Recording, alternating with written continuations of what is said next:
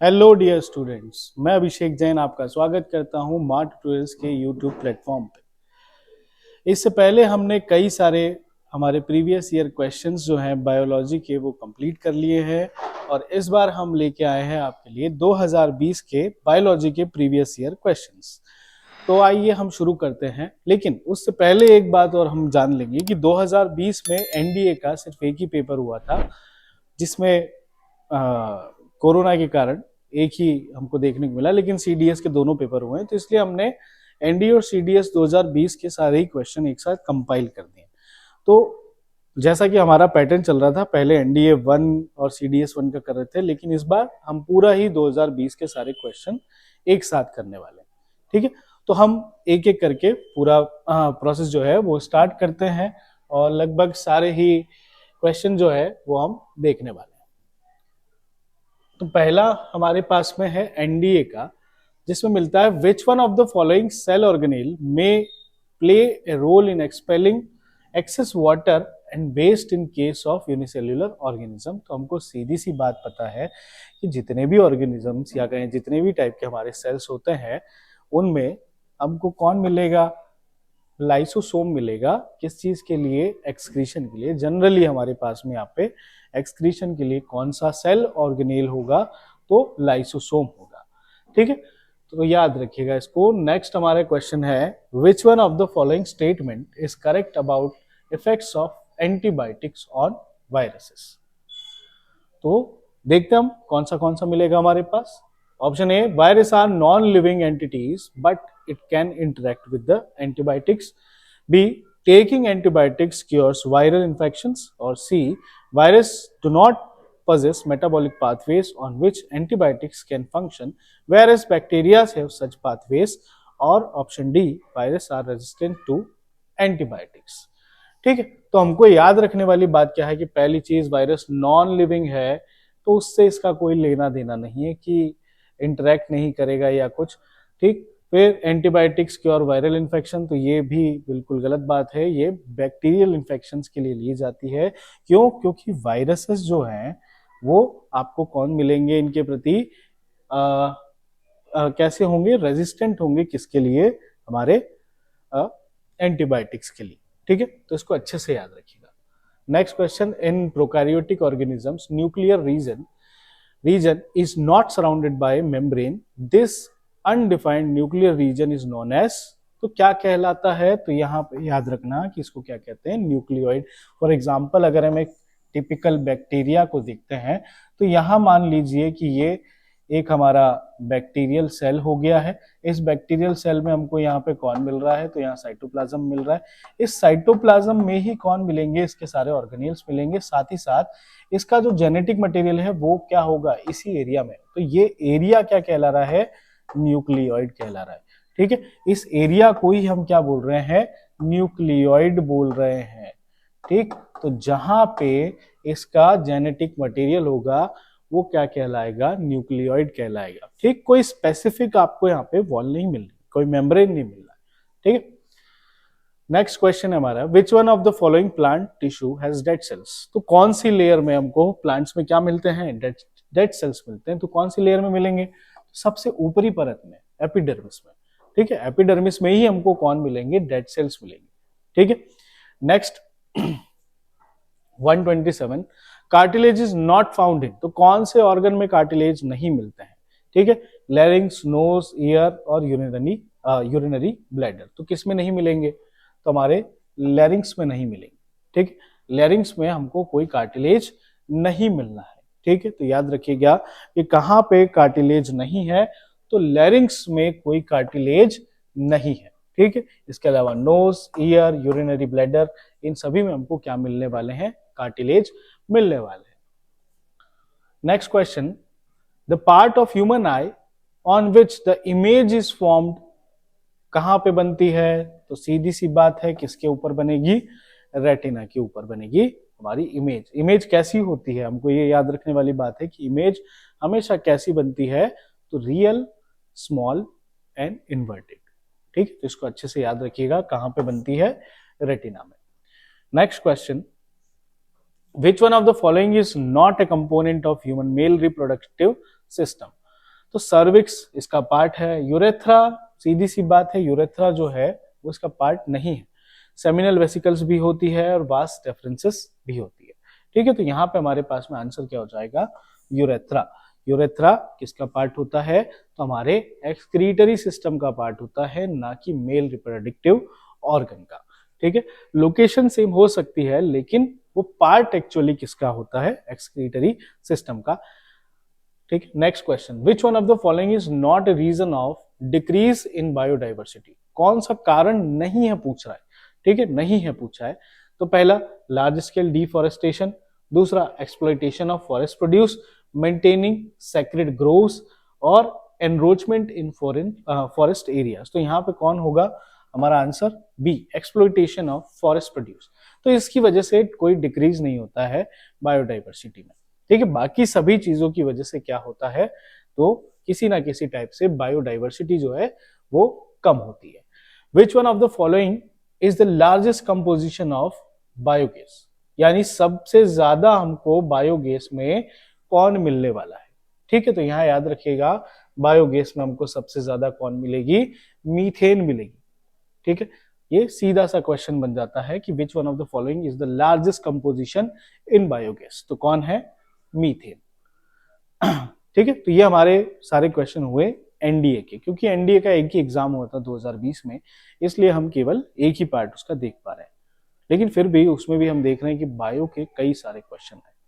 तो इस वजह से मैं आपको फिर से कहूंगा कि बायो के प्रीवियस ईयर क्वेश्चंस को अच्छे से पढ़ के जाएं, ताकि ये रिपीट होते हैं तो हमारा फायदा हो सकता है। नेक्स्ट हम स्टार्ट करते हैं CDS 1 के questions. Which one of the following acid is produced in human stomach. तो कौन ह्यूमन स्टमक में प्रोड्यूस होती है, तो कौन होती है, सीधी सी बात, हाइड्रोक्लोरिक एसिड। अब यहाँ पे याद रखना कि हाइड्रोक्लोरिक एसिड जो है वो ऑक्जेंटिक सेल्स किसके द्वारा बनाई जाती है, ऑक्जेंटिक सेल्स के द्वारा बनाई जाती है, जो कि हमारे स्टमक की वॉल में हमको मिलता है। ठीक, तो हाइड्रोक्लोरिक एसिड मिलेगा हमको कहाँ पे, ह्यूमन स्टमक में। और कौन से सेल इसके लिए रिस्पॉन्सिबल होते हैं, तो ऑक्जेंटिक सेल्स जो हैं वो इसके लिए रिस्पॉन्सिबल होते हैं। ठीक है, नेक्स्ट क्वेश्चन, लिस्ट जो दो हमको दी हुई है उनको हमको मैच करना है, कौन सा कंपाउंड और उसका यूज क्या है। तो boric acid, citric acid, magnesium hydroxide और एसिटिक एसिड, और यहाँ पे इनके यूजेस की बात की है तो बोरिक एसिड हमको मिलता है किसमें, एक एंटीसेप्टिक के रूप में।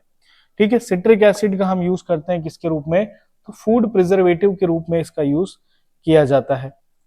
फिर मैग्नीशियम हाइड्रोक्साइड का यूज हम किसके लिए करते हैं, एंटासिड, यानी आपने कभी नाम सुना हो मिल्क ऑफ मैग्नीशिया जिसको बोलते हैं, मिल्क ऑफ मैग्नीशिया जिसको कहा जाता है, वो क्या हो जाता है हमारा मैग्नीशियम हाइड्रोक्साइड, जो किसके लिए यूज किया जाता है, एज ए एंटासिड। यानी जब बॉडी में एसिडिटी की प्रॉब्लम होती है तो वो जो सिरप्स लिए जाते हैं बहुत ही ज्यादा गाढ़े वाले, तो वो किससे बने होते हैं, मिल्क ऑफ मैग्नीशिया से। यानी उनमें कौन सा कंपाउंड होता है, मिल्क ऑफ मैग्नीशिया। और लास्ट हो जाता है एसिटिक एसिड, जो कि आपके पिकल्स में मिल रहे हैं, अचार में मिल रहा है। ठीक है, तो हमारा आंसर क्या बनता है यहाँ पे, देखते हैं हम, 1 2 3 4।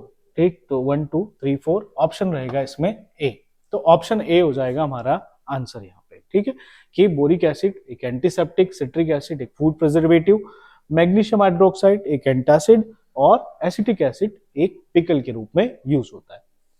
Next question, which one of the following is not A epidemic disease. 2020 के बाद तो हम सभी जान चुके हैं कि एपिडेमिक क्या होता है।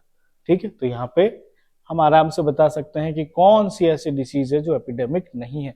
देखो, एपिडेमिक मतलब जो बहुत तेजी से फैलती है, कॉलेरा फैलता है, मलेरिया ये भी फैलता है, और स्मॉल पॉक्स ये भी फैलता है। रीजन्स अलग अलग हो सकते हैं, एरियाज अलग अलग हो सकते हैं जहां ये फैले हैं, लेकिन फैलने का इनका एक पैटर्न देखा गया। लेकिन एक ऐसी डिसीज है जो फैलती नहीं, वो है एलिफेंटियासिस। ठीक, यानी बहुत सी बार आपने कई एक कंडीशन देखी होगी कि कई सारे लोगों में पैर का जो साइज है वो बहुत ज्यादा बढ़ जाता है, और उसको हम बोलते हैं एलिफेंटियासिस, या इसी को हिंदी में कहते हैं हाथी पाँव। ठीक है, पहले फाइलेरियास के कारण होती है, किसके कारण होती है, फाइलेरियास के कारण, सॉरी फाइलेरिया नाम की बीमारी भी इसी में आ जाती है। ठीक है, और कई सारी इंपॉर्टेंट इसमें बातें हैं जो कि हम डिसीजेस वाले टॉपिक में कभी करेंगे। विच one of the following animal has 3 chambered heart. तो किसमें आपको 3 चैम्बर्ड हार्ट मिलेगा, तो सीधा सा आंसर हमको याद रखना है कि सैलेमेंडर में हमको कौन सा टाइप का हार्ट मिलेगा, 3 चैम्बर्ड हार्ट, क्योंकि ये क्या है, एक रेप्टाइल है और रेप्टाइल में हमको क्या मिलते हैं, 3 चैम्बर्ड हार्ट मिलते हैं। ठीक है, next question, Which one of the following is the correct sequence of event during sexual reproduction in plant? कौन सी प्रोसेस हमको देखने को मिलेगी? तो सबसे पहले तो हमको ये देखना है कि सेक्सुअल रिप्रोडक्शन में पॉलिनेशन होता है सबसे पहला, तो हमारा आंसर सीधा सा बन रहा है कि सबसे पहली चीज क्या है, पॉलिनेशन। पॉलिनेशन होगा तभी तो रिप्रोडक्शन आगे बढ़ेगा, तो हमारा आंसर क्या बनेगा ऐसे, पॉलिनेशन। पॉलिनेशन के बाद फर्टिलाइजेशन होगा और इस फर्टिलाइजेशन के बाद में जाइगोट फॉर्मेशन होता है। जाइगोट फॉर्मेशन के बाद डिवीजन ऑफ जाइगोट होता है और फिर उसके बाद जब डिवीजन स्टार्ट होता है जाइगोट में, तभी फॉर्मेशन होता है किसका, एम्ब्रियो का, और एम्ब्रियो से ही कौन बनेगा, तो एक सीडलिंग बनेगा। ठीक है, तो याद रखिएगा हमारा आंसर यहाँ पे क्या हो जाएगा, pollination, fertilization, division of zygote, formation of embryo और सीडलिंग। ठीक है, next question, Which one of the following is the energy currency of cellular process? तो इससे पहले भी कई सारे वीडियो में मैं आपको ये बता चुका हूँ, ठीक है, कि एटीपी यानी एडिनोसाइन ट्राइफॉस्फेट को ही हम क्या कहते हैं, हमारी एनर्जी करेंसी। कई बार ये क्वेश्चन पे हमारा डिस्कस हुआ है। ठीक है, तो इसको याद रखिएगा, एडिनोसाइन ट्राइफॉस्फेट जो किसके अंदर बनाई जाती है, याद रखना कौन से ऑर्गन सेल के ऑर्गेनेल में बनाई जाएगी, तो माइटोकॉन्ड्रिया में बनाई जाएगी। किसमें बनाई जाएगी, माइटोकॉन्ड्रिया में बनाई जाएगी। और कौन सी प्रोसेस से बनाई जाएगी, तो सेल्यूलर रेस्पिरेशन से, जिसमें हमको 2 प्रोसेस देखने को मिलेगी। पहली होगी हमारी ग्लाइकोलिसिस और दूसरी हो जाएगी क्रेब्स साइकिल। तो इसी से बन के आएगा कौन, हमारा एटीपी यानी एडिनोसाइन ट्राइफॉस्फेट, जिसको हम क्या कहते हैं, एनर्जी करेंसी ऑफ सेल। ठीक है, तो इसको अच्छे से याद रखिएगा, कई बार पूछने वाला क्वेश्चन है, आगे भी पूछते मिलेंगे। Which one of the following is the first enzyme to mix with food in the digestive tract? तो हमारे डाइजेस्टिव ट्रैक्ट में ऐसा कौन सा एंजाइम है जो सबसे पहले मिलाया जाता है? तो सबसे पहले खाना हमारे डाइजेस्टिव ट्रैक्ट में कहाँ जाता है, तो बकल कैविटी में एंटर करता है, यानी हमारे मुख गुहा में, है ना, ये एंटर कहाँ कर रहा है, बकल कैविटी में। और बकल कैविटी में इनमें से हमको कौन से एंजाइम देखने को मिलेंगे? क्या ट्रिप्सिन देखने को मिलता है? नहीं। क्या सेलुलोज देखने को मिलेगा? सेलुलोज तो एंजाइम नहीं है हमारे पास। ठीक, पेप्सिन ये भी नहीं मिलेगा। तो हमको कौन मिलेगा सलाइवा में? अमाइलेज मिलेगा, सलाइवरी अमाइलेज मिलेगा। ठीक, सलाइवरी अमाइलेज के अलावा भी अगर ऑप्शन में हमारे पास में टाइलिन हो सकता था, लाइसोजाइम हो सकता था। ठीक है, तो ये याद रखिएगा कि या तो आपको कौन मिलेगा, सलाइवरी अमाइलेज मिलेगा, सलाइवरी लाइसोजाइम मिलेगा और टाइलिन मिलेगा। इन तीनों में से एक ऑप्शन हो तो वो करेक्ट होगा, क्योंकि सबसे पहले वही फूड के साथ मिक्स हो रहा है। ठीक है, नेक्स्ट क्वेश्चन हमारा, Which one of the following is the correct sequence of organ occurs in the path of urine flow in body? तो पहला मुद्दा, यूरिन बनते कहाँ है, हमारे किडनी में। ठीक है, किडनी से 2 ट्यूब्स निकल के जाती है, या दोनों किडनी से एक ट्यूब्स निकल के जाती है। उस ट्यूब को हम क्या कहते हैं, यूरेटर। क्या कहते हैं उसको, यूरेटर। और इस यूरेटर से हमारा जो यूरिन है वो पहुंचता है कहाँ पे, यूरिनरी ब्लैडर में। ठीक है, यूरिनरी ब्लैडर में पहुंचता है और यूरिनरी ब्लैडर से उसको कहां पहुंचाया जाता है, यूरेथ्रा। और यूरेथ्रा से ही इसको बॉडी से बाहर कर देते हैं। तो सीक्वेंस क्या हो गई, किडनी, यूरेटर, यूरिनरी ब्लैडर और यूरेथ्रा, यानी ऑप्शन हो गया हमारा ए। ठीक है, तो आंसर यहां पे क्या हो जाएगा, answer number A. Next question है, which one of the following endocrine gland is not found in pairs in human? कौन सा ऐसा एंडोक्राइन ग्लैंड है जो पेयर में नहीं मिलता? तो देखिए, एड्रीनल ग्लैंड दोनों ही किडनी के ऊपर हमको मिलता है, यानी ये एक पेयर में है। पिट्यूटरी हमारे ब्रेन में है। टेस्टिस और ओवरीज ये दोनों ही गोनाड्स होते हैं जो हमारी बॉडी में पेयर में मिलते हैं। तो एकमात्र ऐसा इनमें से मिल रहा है जो पेयर में नहीं है, वो है पिट्यूटरी ग्लैंड। पिट्यूटरी ग्लैंड के लिए कुछ चीजें याद रखिएगा कि इसको क्या कहते हैं, हम मास्टर ग्लैंड कहते हैं। क्यों भाई मास्टर ग्लैंड क्यों कह रहे हैं, क्या ये कोचिंग ले रहे हैं? नहीं, ये क्या करते हैं, ये हमारे सारे ग्लैंड्स के सिक्रीशन को कंट्रोल करने का काम करता है। ठीक है, तो ये अलग अलग टाइप के हार्मोन्स को खुद रिलीज करता है, और वो हार्मोन्स जो है वो हमारे अदर जो एंडोक्राइन ग्लैंड्स है उनके सिक्रीशन को कंट्रोल करने का काम करते हैं, जैसे कि TSH हो गया, FSH हो गया, ये कई सारे हार्मोन जो है बनाने का काम करता है। इन जनरल 13 हार्मोन्स जो है ये बनाने का काम करता है। ठीक है, नेक्स्ट क्वेश्चन हमारा, which one of the following cell organelle contains DNA। ये क्वेश्चन कई बार रिपीट हुआ है ना। मैं इसके पहले भी आपको बोला हूं कि ये क्वेश्चन बहुत बार रिपीट हुआ है, तो याद रखिएगा कौन, माइटोकॉन्ड्रिया। इसके अलावा कौन कौन होता है, तो एक हमारा क्लोरोप्लास्ट जो है वो भी क्या करता है, अपने में क्या रखता है, या सीधी सी बात प्लास्टिड। ठीक है, प्लास्टिड अपने में क्या रखते हैं, DNA रखते हैं। और माइटोकॉन्ड्रिया की अगर बात करें तो माइटोकॉन्ड्रिया जो है वो कौन से टाइप का DNA रखती है, तो मदर का DNA। ठीक है, मदर का DNA आपको किस में मिलेगा, माइटोकॉन्ड्रिया में। ठीक है, next question, who among the following scientist introduce the concept of immunization to the medical world. तो मेडिकल वर्ल्ड को सबसे पहले कॉन्सेप्ट किसने दिया था, 1700s की बात है, एडवर्ड जेनर ने सबसे पहला टीका बनाया था, इसीलिए इनको फादर ऑफ इम्यूनाइजेशन भी कहा जाता है। ठीक है, तो फादर ऑफ इम्यूनाइजेशन किसको कहते हैं, एडवर्ड जेनर को। और इन्होंने टीका किसका बनाया था, स्मॉल पॉक्स का।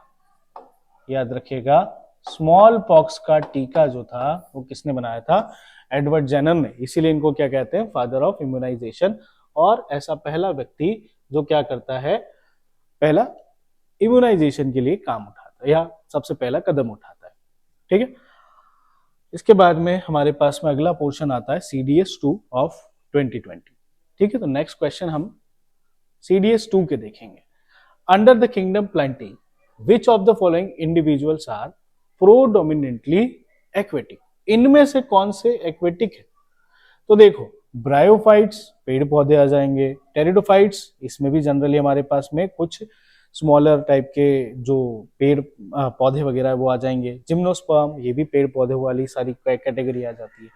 यहाँ पे हमारे पास में आंसर क्या बनेगा, एल्गी। एल्गी जनरली हमको गीली जगहों पे ही मिलेगी, तो इसलिए हम क्या बोलेंगे कि एल्गी क्या हो जाती है, एक एक्वेटिक टाइप का जीव हो जाएगा। ठीक है, नेक्स्ट क्वेश्चन हमारा, all the individuals of a particular organism such as rose plant belong to a taxonomic category called। देखिए हमने क्या देख रहा है यहाँ पे, all the individual of a particular organism such as rose plant belong to a taxonomic category called। अब यहाँ सीधा बोल दिया इन्होंने रोज प्लांट, अलग से कुछ नहीं बताया, तो किसके हैं पार्टी, स्पीसीज के। कौन सी बात हुई है, रोज क्या है, स्पीसीज है ना, जाति है, उसके अलावा यहाँ पे और कुछ हमसे बताया नहीं किया, तो याद रखिएगा स्पीसीज की बात कर रहा है। Pearls are harvested in, pearls यानी मोती जो है वो कौन से जीव में हम प्राप्त करते हैं, कौन से जीव से प्राप्त करते हैं, तो पहला हो गया प्रॉन नहीं, पाइला नहीं, ट्यूना नहीं, हमारे पास में आंसर यहाँ पे क्या मिल रहा है, ऑयस्टर।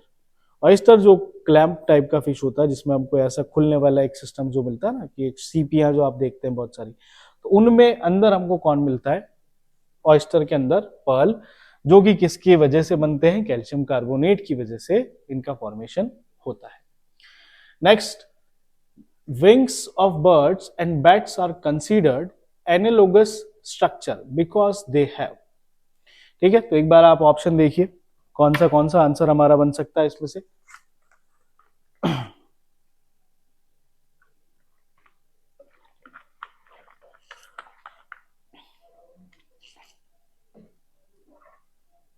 ठीक है, तो आंसर क्या होगा इसमें से, common origin and common function नहीं, different origin and different and common function. तो ठीक है, एनालोगस स्ट्रक्चर की हमारे पास में डेफिनेशन ही यही होती है कि ऐसे ऑर्गन्स जिनका ओरिजिन डिफरेंट है लेकिन फंक्शन क्या है, कॉमन। तो यहाँ पे आंसर क्या हो गया हमारा 94 का बी। ठीक है, याद रखिएगा कि एनालोगस स्ट्रक्चर जो है वो कौन होगा, तो ऐसा स्ट्रक्चर जिनका ओरिजिन डिफरेंट है लेकिन उनका फंक्शन क्या है, सेम। ठीक है, next, apart from hyper acid secretion peptic ulcer are also developed due to bacterial infection. The causative agent is, यानी इसको फैलाने का या जो पेप्टिक अल्सर्स है इनको फैलाने वाला कारक कौन है, तो सीधा सा याद रखना इसमें आंसर हीलियोबैक्टर पाइलोरी। ठीक है, कौन मिलेगा? Helicobacter pylori. E coli, Streptococcus pneumoniae और सैल्मोनेला टाइफेरियम में हम सीधे से इसको क्या कर सकते थे? एलिमिनेट कर सकते थे। जनरली ऐसा क्वेश्चन बनता है, लेकिन इसके ऑप्शन से हम कर सकते हैं। एरिस्ट्रीजिया, कॉलिस्ट्रीडियम, ये हमारी गट में होता है। ठीक है, यानी स्मॉल इंटेस्टाइन, लार्ज इंटेस्टाइन में हमको मिलेगा, लेकिन स्टमक में नहीं। स्ट्रेप्टोकोकस निमोनी, ये तो निमोनिया का एक एजेंट है। ठीक, फिर साल्मोनेला टाइफी, टाइफॉइड का एक एजेंट है। तो इनसे तो ये हो ही नहीं रहा है, तो इसलिए ऑप्शन हमारा क्या हो जाएगा? A answer. 107, which one of the following statement about phloem is correct? Phloem क्या करती है? फ्लोएम, क्या फ्लोएम वाटर को ट्रांसपोर्ट करती है? नहीं। Phloem transport photosynthetic product. Phloem is a simple tissue. Phloem give support to the plant. तो हमारा आंसर क्या होता है? फ्लोएम फूड को क्या करती है? ट्रांसफर करने का काम करती है। फूड कौन? तो फोटोसिंथेटिक प्रोडक्ट्स ही क्या हुए? फूड हुए ना। ठीक है। अब मैच्योर स्क्लेरेनकाइमा सेल्स हैव, तो इसमें से क्या चीज हमको एक स्क्लेरेनकाइमा के मैच्योर सेल में मिलेगा? पहली चीज cellulose wall and are living. तो पहला लिविंग मुद्दा तो हटा ही दो यहां से, ठीक, कि लिविंग तो होगा ही नहीं।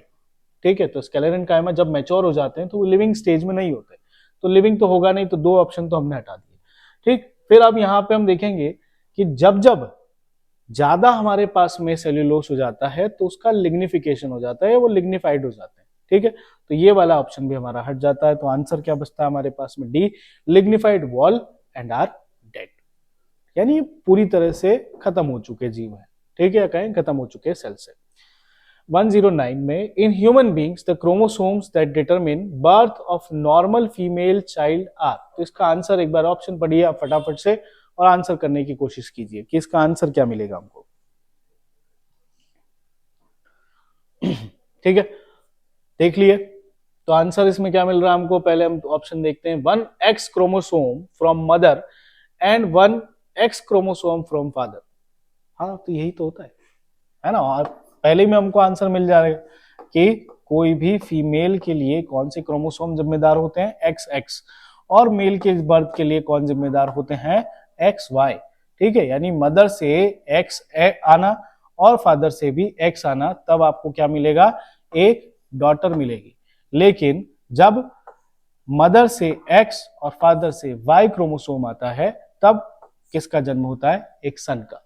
यानी सेक्स डिटर्मिनेशन के लिए कौन ज्यादा जिम्मेदार होता है? तो फादर।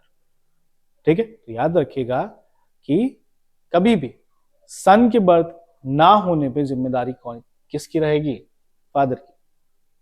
ठीक है, तो हमारे यहाँ पे कई सारी रूढ़िवादी प्रथाएं जो है वो अभी तक गलत ही चल रही है। ठीक है, next question. Antibiotic such as penicillin blocks. तो पेनिसिलिन जो है, सीधी सी बात है यहाँ पे कि एंटीबायोटिक की बात कर रहा है कि एंटीबायोटिक जो है वो क्या करता है। तो क्या वो सेल वॉल का फॉर्मेशन जो है बैक्टीरिया में, सेल वॉल फॉर्मेशन करता है? RNA synthesis in bacteria, DNA synthesis in bacteria, या डिवीजन इन बैक्टीरिया? तो क्या करता है? तो वो किसी भी बैक्टीरिया में सेल वॉल का फॉर्मेशन करेगा। अब मुद्दा ये है कि एंटीबायोटिक है, यानी बैक्टीरिया को खत्म करना चाहिए, पर ये तो सेल वॉल बना रहा है। होता क्या है कि वो सेल वॉल को ही बनाता है, जिसके कारण धीरे धीरे पूरा बैक्टीरिया जो है उसमें क्या फैल जाता है? वो सेल वॉल, और वो ऐसे करते हुए समाप्त हो जाता है या खत्म हो जाता है। ठीक है, तो इसलिए हम यहाँ पे आंसर क्या देखेंगे कि cell wall formation in bacteria.